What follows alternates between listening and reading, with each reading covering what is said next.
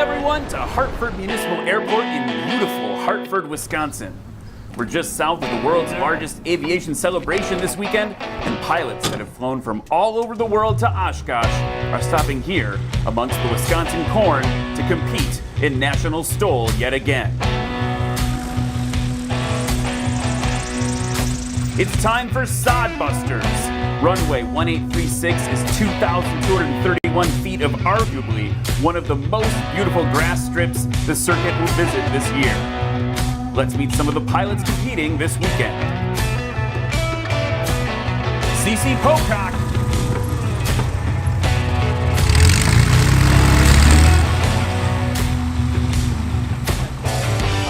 Welcome back. Hal Stockton. I pitched my slats. Yeah. I just put that cuff on. Yeah, I put a 50 horse nitrous shot on mine too. You got a 50. Okay, I'm running just over 100. There you go. Micah Lindstrom has been talking some smack. He's been flying really well, and I've been giving it everything I got, and I've just fallen short. Truth is Micah, the Dirty Bird is back. I got horsepower. I got lots of horsepower. Now, I'm coming for you. And the Wing X, I got that figured out. So, Micah, I'm sorry. I just want to ask you, how does that second, third, fourth place taste, buddy? I'm just curious. I've never had one of those. Tell me.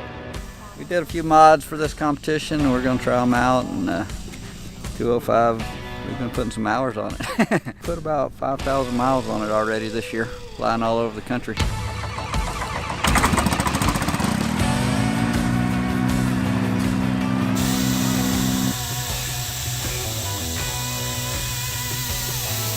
.31-inch Alaska bush wheels, a new mod. Put the Acme Stinger in the tail, and maybe this winter we might do some 3x3 extended gear and put some Behringer brakes on it, so be a little more competitive. The line is painted, the pattern is clear. It's time for National STOL at Sodbusters.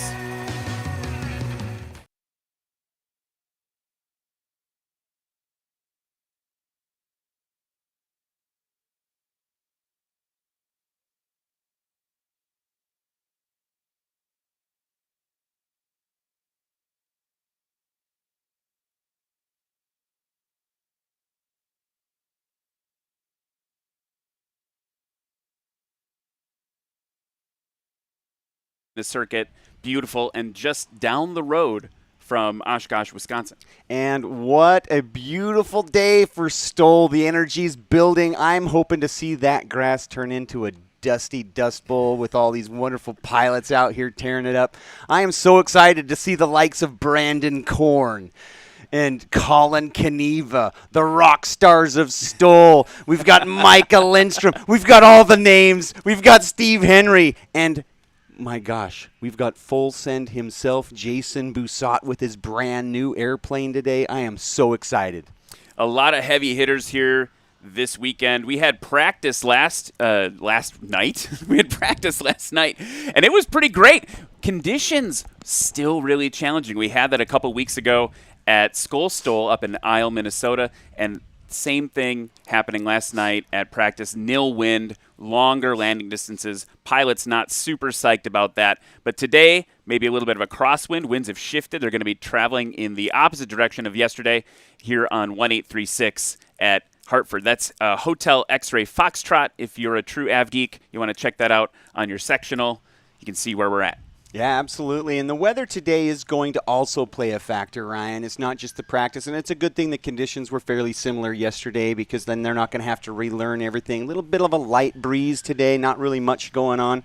It's going to make for some longer landings. Competitors don't like it. But, you know, that's what happens in the backcountry, too. So we've got to adjust. We've got to make sure that that happens. But it's a beautiful day here in Wisconsin. The energy is building for the big show down the road at Oshkosh this week. Absolutely. And we're just excited to be here. I'm hearing our first engine. And if we look at the roster of pilots here coming up, we've got everything from that Cessna 205 Corey and I were just talking about to Kurt Leaders right in front of us in this Cessna 185, Cessna 182 piloted by Aaron Greer, off to the right there. The Mall, Trevor Otto, look for him. He was a sleeper hit back in the Central Florida Classic competition a few years ago. Third place and most consistent, kind of coming out of nowhere. And then Virgil Irwin in a Bearhawk Model 5, brand new Bearhawk Model 5. So been flying for a long time. He's from Enid, Oklahoma. He's bringing up the rear of the touring class. Yeah, I'm really excited to see that Bearhawk go head-to-head with these traditional certified aircraft. Really close performance, surprisingly, between all these different aircraft. Should be really a great competition today. But with the trike aircraft, we also line up with the main landing gear. So that's why you see that nose wheel taxi past that line, because in STOL, the main landing gear is really the only landing gear that counts.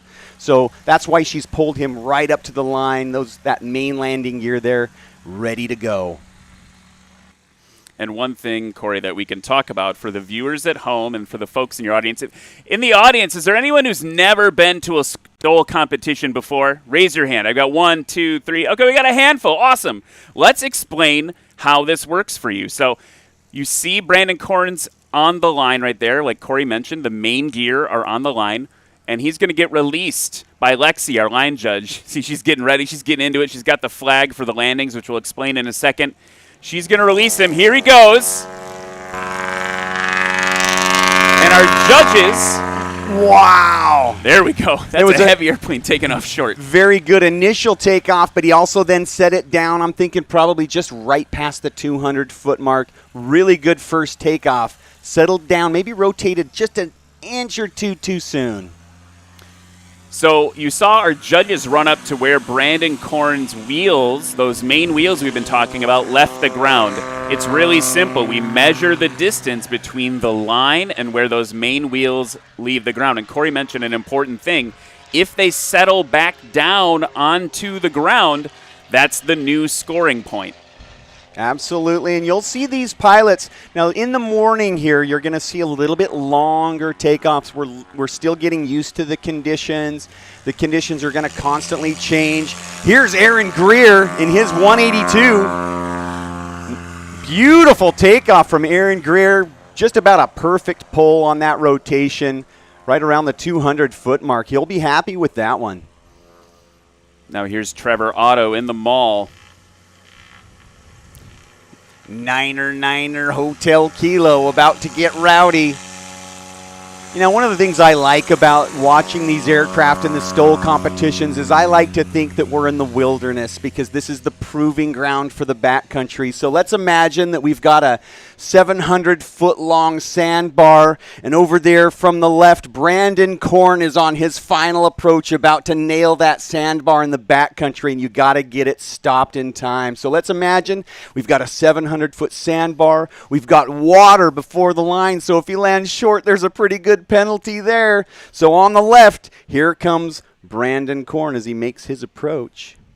Beautiful day here in Wisconsin, by the way. So amazing. Yeah. So, like Corey mentioned, if you imagine that, that's actually a great way to think about it.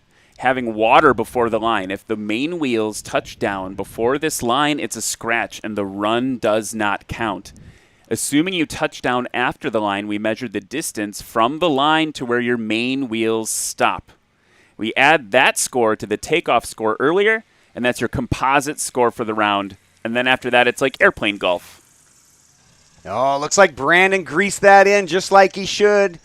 Nice, safe landing on that sandbar. Beautiful landing for Brandon. I don't know that he'll be particularly happy with that one, but it's a testament to the conditions that we're having today. A little bit long, so we're just going to have to get used to him rolling out a little bit longer. Hopefully that wind will pick up for him, and also for us. Cool us down a little bit. Yeah, it's a little warm in here. I want to point out, if we look at the takeoff scores so far, the best you saw was Aaron Greer in that 182 with 201. Brandon Corn in the heaviest aircraft taking off with 215. Here's Kurt Leaders now. Yeah, Kurt Leaders coming in. A little bit extra energy on that one, but look at him get on the brakes. You can see him kicking up a little bit of grass. Brakes are going to get hot today because of the wind conditions, but that also is a very respectable performance from Kurt Leaders there. Now from the left, Aaron Greer, look at that beautiful green airplane on final approach. You can tell he's got a little bit of a crosswind from his right. Now watch that horizontal elevator as he works that control. Oh, a little scratch. I think he gets points for the smoothest landing so far. Yeah, he greased that one in. He's got his grandma in the back seat, wants to take care of her. Now, you're going to notice as the day goes on, folks, that the pilots of the aircraft are not necessarily concerned with passenger comfort in their landings. It's more about sticking it down, getting it stopped. Because, like that analogy, we might use that the rest of the season, Corey, the sandbar analogy. You don't want to go off the other end either. No, you don't. You got to get it stopped in time, but you don't want to land short either. Look at that beautiful angle of attack. Wow, fantastic. Right on the line. Now, if this was a spot landing competition, that would be great. But I think that is so far our best and shortest landing here in the touring class for Trevor Otto. Yeah, we'll find out as the scores populate. Right now, Brandon Korn, 507 combined score. Kurt Leaders, 535. And whoa, Trevor Otto with a combined score of 508, putting him currently in second place. And it looks like the judges were just doing a review about whether or not that was a good landing or a scratch. And I believe on our replay we saw that the call of good stood.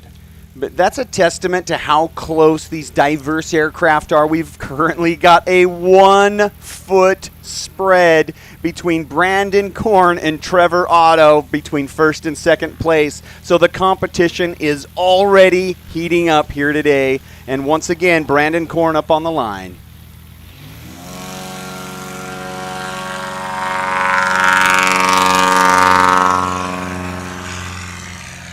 Yanked off a little early Yeah, still? yeah, I think maybe a second early. A little bit of an improvement from his first takeoff. He pulled a little bit later, but I think maybe a half a second to another second there, and he'll have a little bit better takeoff performance. Here's Kurt Leaders in that beautiful 185. Let's listen.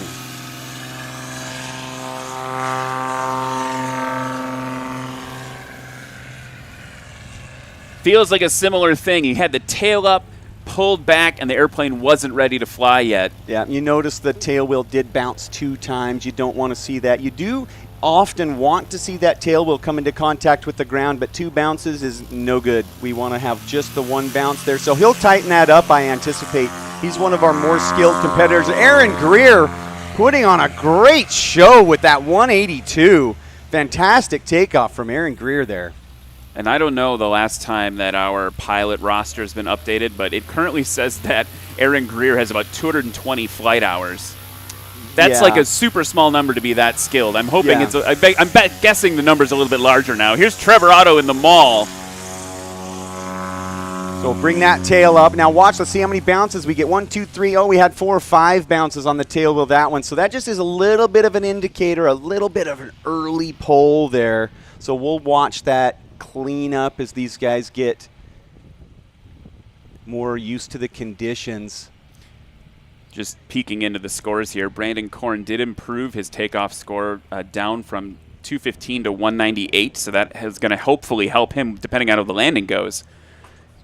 Solidified his lead a little bit. It's interesting because Brandon is kind of the sleeper hit of the season. He's in the heaviest airplane, and I think people look at people like Kurt Leaders or Warren Grobelar, who unfortunately is not here this weekend, to be kind of in those 180s, the 185s, to be the real true competitors. And Brandon's just showing him what he can do every time. But when Aaron Greer showed up this weekend, he was like, uh-oh. Oh. And that's kind of what happens to you a little bit. You get a little bit aggressive in that flare, maybe lost a little bit of energy there.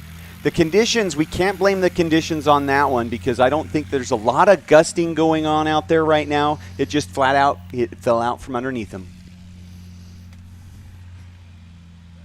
Kurt Leaders now on your left. 185, kind of one of the venerable backcountry airplanes. Yeah, so here we go.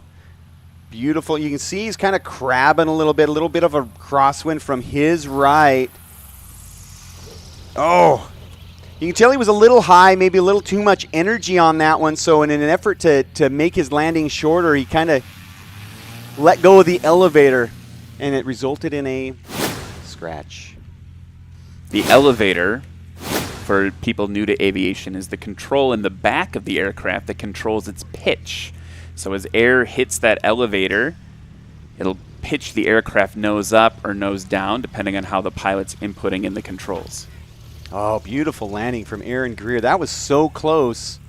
I don't think the line judge, Lexi, called that one. We may have to go to the replay.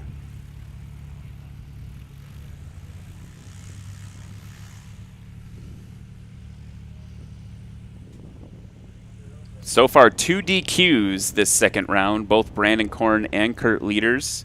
They are giving the score, it looks like, to Aaron Greer with 5:04. Wow. That's a great score for Aaron. And that'll push him up into first place.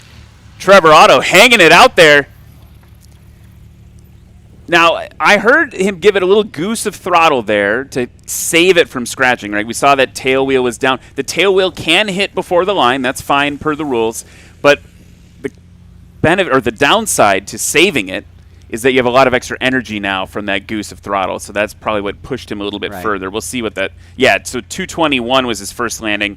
Second landing, 279. Yeah, I think that little bump of power. The issue is you give it a little bump of power, and it sometimes is a little much, especially when you're 30 feet from the line. So right now, heading into the third run, Aaron Greer now, first place with 5:04. This is tight, folks. Second place, Brandon Korn with 5:07. And third place is Trevor Otto, thank you, with 5:08. I mean, look at even into fourth place. We've got less than a 30-foot spread between 4 aircraft that are completely different from one another. You've got a heavy here in Brandon Korn's 205. He's got several hundred pounds of extra aircraft there than, for example, Kurt behind him. Feels like he's getting it dialed in now. He's starting to feel how the airplane reacts to the conditions, the wind. We are getting a little bit of wind now, I can see, finally, I can on the see flags. That. Hopefully that continues.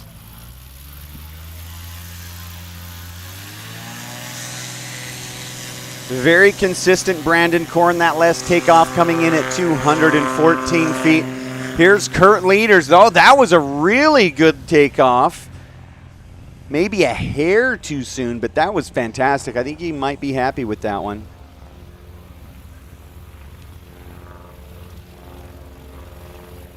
Corey and I are just watching the score sheet, just so waiting excited. for it to come in. Because I think he definitely improved. His last two was 256, 260. I think he's going to come in right around 210-ish, I think, on that one. We'll see what the judges come up with. I wanted to ask you, Corey, so if people don't know you, you're a bit of a STOL backcountry flying. Is it legend? Is that too strong? Enthusiast is probably a more accurate description. You've been around. You've been on YouTube. You've flown some stuff.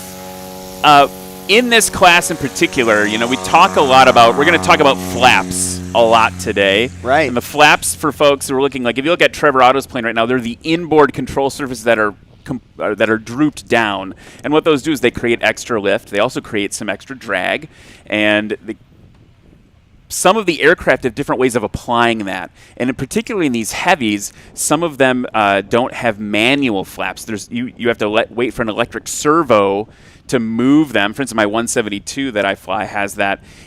Is that a piece of information that's important in terms of how the pilots are doing their takeoffs? Because I notice a lot of the Bush pilots, what you guys will do is you'll yank on the flaps aggressively to get a little burst of lift. Am I describing that correctly? Yeah. So what you're doing is there's a lot of science going on, and there's a lot of micro things going on in an aircraft from a physical science perspective.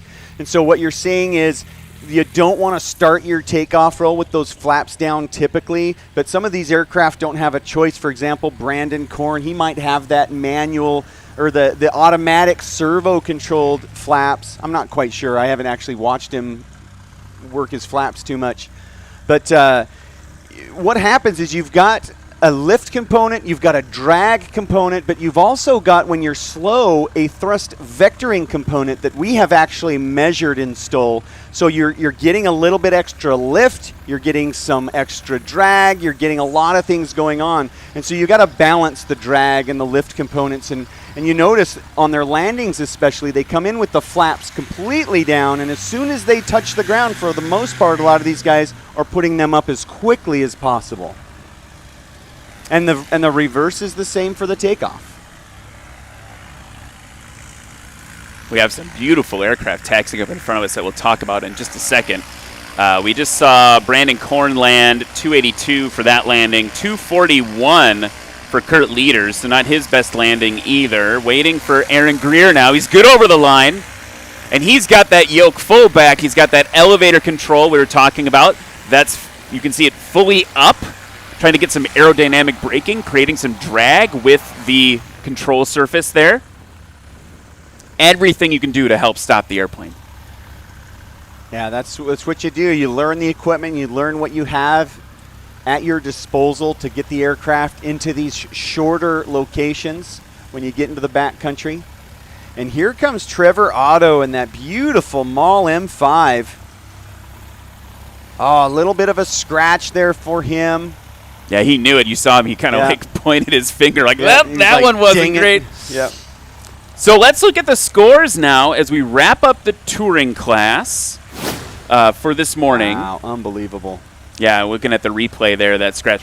Look at this. Kurt Leaders coming in now, sneaking in with 445 feet combined. I want to put that in perspective for folks. In my 172, I don't know if I could take off in 445 feet. I mean, that is so short. And really it comes down to he really improved his takeoff by about 50 feet. His final takeoff coming in at 198 feet for a combined score of 445. Fantastic run from Kurt Leaders, putting him securely in first place. That's right. Brandon Korn right behind him with 496. Aaron Greer in that 182, 504. Trevor Otto just 4 feet behind him with 508. Those are insane scores. Those scores for the touring class, all presented by Hartzell Propeller. The motor's still hot. How was competition today? Well, I think I did all right. I had a solid run. I don't think I won, but I put down some good numbers, and flying was good, the air was good, and competition's tight today. Well, we're going to just put it off on, it was definitely the airplane. It definitely wasn't the pilot, so you think some of those performing mods held you back? I don't know. The last few events I've been struggling, like I'm losing a little power or something, but we're going to keep working on it. Well, good luck, and, like we said, no one's catching up to you. You're on top. Yeah, I'm trying to hold that lead, so thank y'all.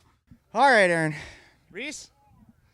Talk to us about that one. Well, I don't know what the results are, so do you have the results? Unfortunately, no, I do not have the results, but the unofficial results from Jeff Pohl says that... I heard Kurt snuck it. Yeah, that's the word on the street. It's a hard loss, but, Kurt's a deserving victor, let's put it that way. So it head-to-head with the 185, and, that's how it ends up. Talk to us about today's competition. Well, I felt pretty good about it. It was slippery out there. Couldn't stop very good. You could feel it. You had to pump the brakes, otherwise you just skid a long ways. Takeoff seemed pretty good. I was seeing what Brandon was doing, and I can't get off quite as quick as him, so I just kind of judged it a little further than that. Honestly, I don't know how everyone else did. Well, that's interesting. So you're kind of like, you're scoping out the competition. If they didn't do too well, maybe you played a little lighter on that run? You watch the guy in front of you, and you kind of count seconds or see where his footage is, and then you kind of judge it off that. That's what I go off of. And you're able to do that from the cockpit on base to final? 100%. I can't really see his landing, but I can see Aaron's because he's after me, so it gives me an idea what he's doing. So it's about what I go off of. Well, you heard it here, folks. Back to you. But it's also going to bode well for future national STOL events. I am so excited about the future of STOL because everybody's bringing it. Yeah, it just keeps getting more and more intense, layer upon layer of technological improvement, pilot proficiency. It's all coming together. You and I are going to be up at Oshkosh all week doing the STOL demos there. So if you're watching this right now or you're in the crowd, you're going to be up at Oshkosh, be sure to come say hi to me and Corey. And with that, I think it's time to wrap it up. So I'm Ryan Dombrowski. I'm Corey Robin. Thank you for coming. Yeah, we'll see you guys next time.